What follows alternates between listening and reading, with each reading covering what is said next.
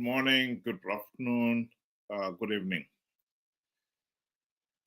Zimbabweans are a nation drunk on a cocktail of hubris and ignorance. And in our drunken stupor, we have been conned again and again and again. The nation is gripped with the story of Mnangagwa hosting the opposition at his farm, where the opposition have endorsed Zanu PF's intention to postpone the 2028 elections to 2030. And Tshabangu has become the fall guy of the whole SADC story. And with headlines like this is easy to see why the nation is drunk. The truth of the matter is, Sengezo Tshabangu is only a fall guy. Mucheka, dzafa. The point is, the damage of participating in the 2023 elections to give Zanu PF political legitimacy happened and was done and dusted before Tshabangu came onto the scene. Zimbabwe is a failed state because we have failed to hold free, fair, and credible elections.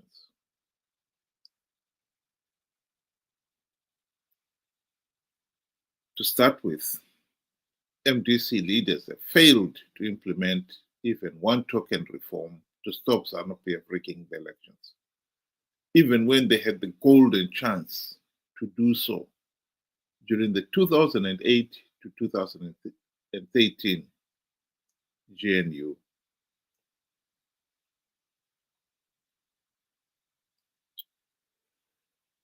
They've made the situation worse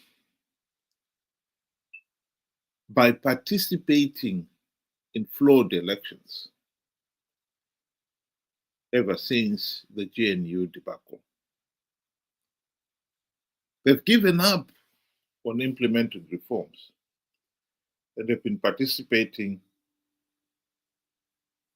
in flawed elections, knowing fully well that the process is flawed, knowing fully well that by participating, they were giving Zanu PF legitimacy.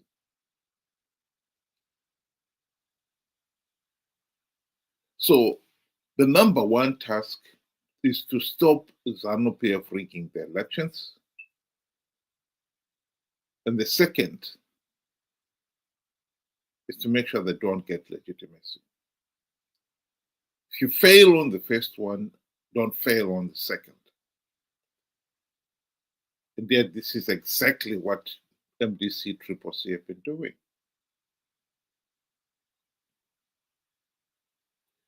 In 2023, Chamisa and company decided they were going to participate in those flawed elections, knowing fully well that they were flawed.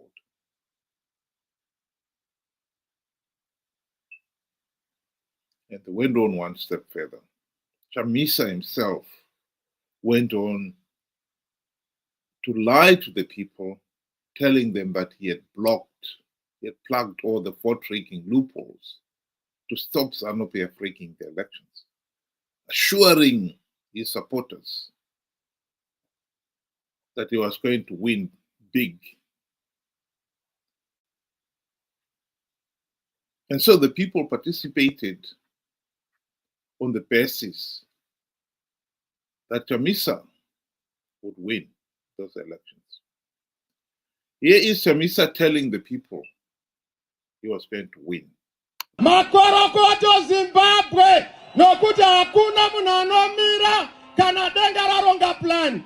Denga raronga plan, denga harifoiri. Plan yaMwari haifoiri. Ini ndatanga kugadzira cabinet. There is no way we are not going to form a new cabinet. There is no way we are not going to have a celebration. There is no way we are not going to have an inauguration. Let's start preparing for our inauguration. Let's start preparing for our celebration.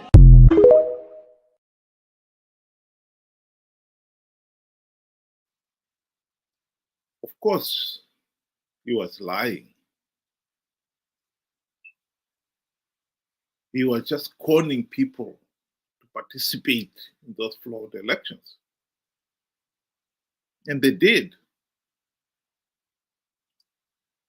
in their millions. And if you get the sequence right, you will see that even SADC and the AU condemned those elections as flawed and illegal.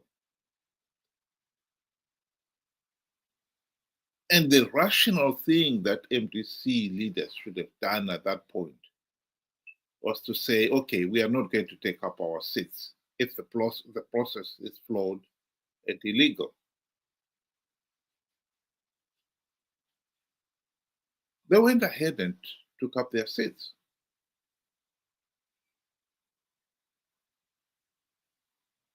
As we all know. This is a problem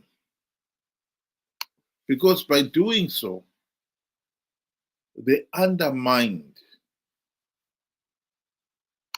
SADC and the AU, who had condemned those elections. Even if SADC had wanted to deny Zanu PF political legitimacy, how could they do so in the face of CCC leaders participating in these elections? And even after SADC had said these elections are flawed, they still went ahead and took up their seats. We can't keep on going back and forth over the same issue. SADC can only do some things. They cannot defy what the people of Zimbabwe want. If the people of Zimbabwe want to participate in flawed elections because they're confident they're going to win them, SADC is not going to stop us. And that is the reality that we have got to accept. Here is Margaret Longo speaking to that very point.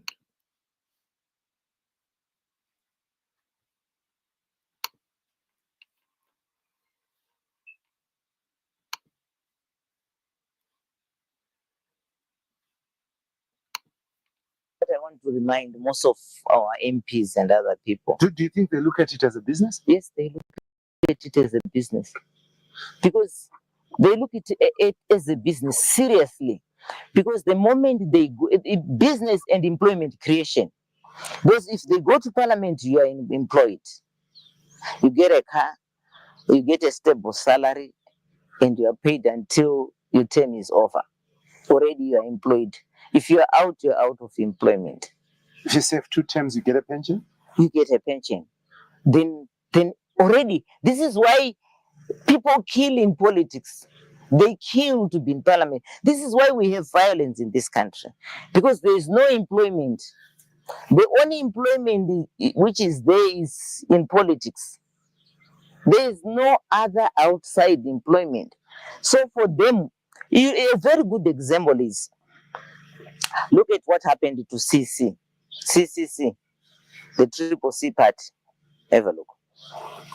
When they lost, when they said they were rigged, what I expected from them, I expected all parliamentarians to say we are not going to go to participate in a rigged system, and we are not going to sit in a rigged parliament because the elections have been rigged. So all of us were not going to parliament. Imagine what could have happened. We could have gone into new elections. There's no way Zanu PF was going to roll alone. You think so? Yes, Do they care? caring or not caring, the public would have forced them because the majority of the people would want representation in parliament. Of course, she has got a point. And this comes to the same issue here. That if you look at the sequence of events of the 2023 elections, the CCC leaders who had won in those elections went on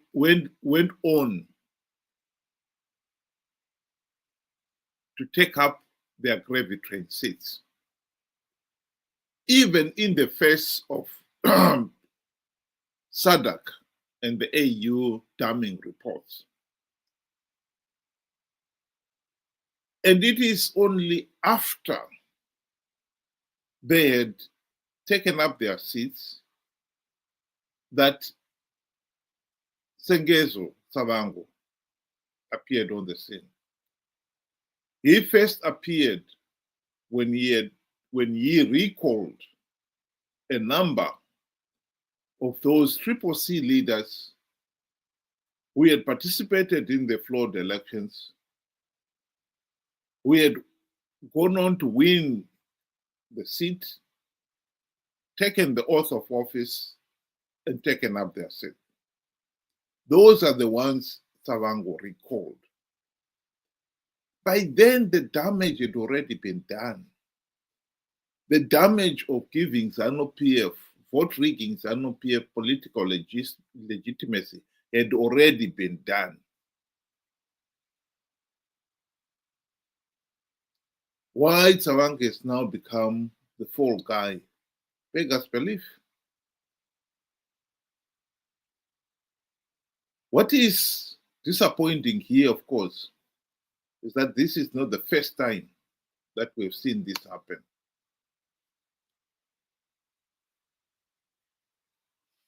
In 2018, the same thing happened. Nelson Chamisa and his friends participated in those flawed elections. Chamisa is on record telling the people that MDC Alliance has stringent measures to stop Zanu PF rigging the elections. What happened in reality is another matter. Chamisa was lying about the stringent measures, and so Zanu PF blatantly rigged those elections. And by participating, Chamisa and company had given Zanu PF legitimacy. The fallout with Douglas Monzora came over who was the leader of MDC. And this went back to what happened when Morgan Tsvangirai died. In the end, Chamisa lost the leadership of the party, and with it,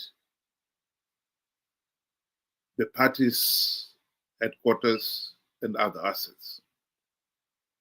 And Douglas Monzora became the fall guy. But if the truth be said, by that time, the damage had already been done. MDC Alliance had participated in the flawed elections. And MDC leaders who had won a few seats in those elections had taken them up, giving Zanu PF political legitimacy. When the fallout happened, Douglas Monzora became the fall guy. And our friend Nelson Chamisa emerged out of it squeaky clean. And he was to do exactly the same thing in 2023. And so in 2023, he did the same thing. And now he has got a new fall guy, Tshabangu. And he is emerging out of it all squeaky clean. And we already know he's preparing to contest the 2028 elections on the basis of yet another idiotic lie that the opposition can win rigged elections.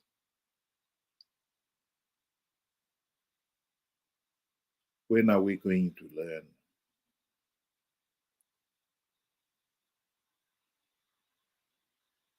Monzora, Tshabangu are only the fall guys.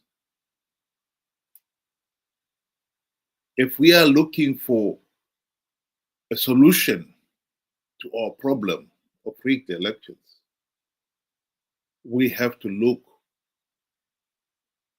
beyond the mere superficial.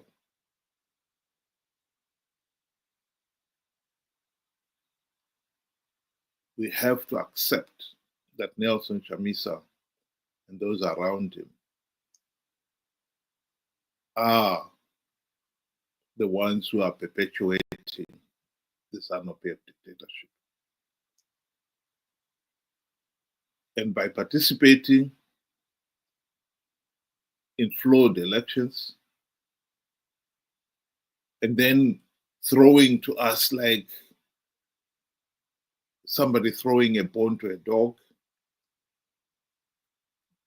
individuals like Monzora and Tshabangu, they are only using us. We have got to be a lot smarter than that.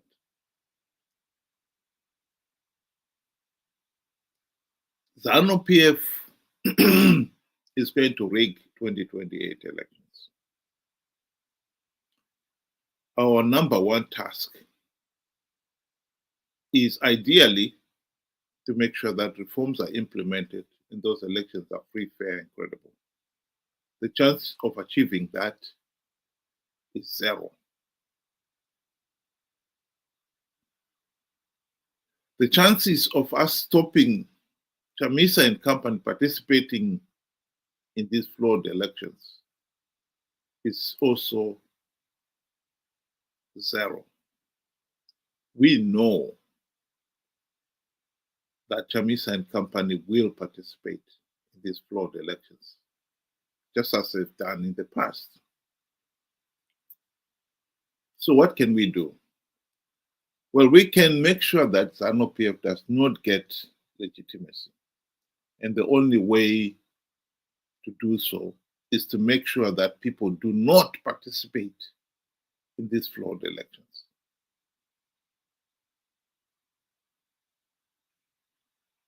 And we can stop people participating in these flawed elections by making sure that people understand what is really going on here. Forget Monzora, forget Tshabangu. Let's focus on Chamisa. Chamisa is conning the people to participate in flawed elections to give Zanu PF legitimacy. We, the people, must wake up to that reality and realize that we are being conned. If Zimbabweans do not participate in 2028 in their millions, Zanu PF will not get political legitimacy. And thus, we will end the Zanu PF dictatorship. Food for thought. Thank you very much. Have a good afternoon.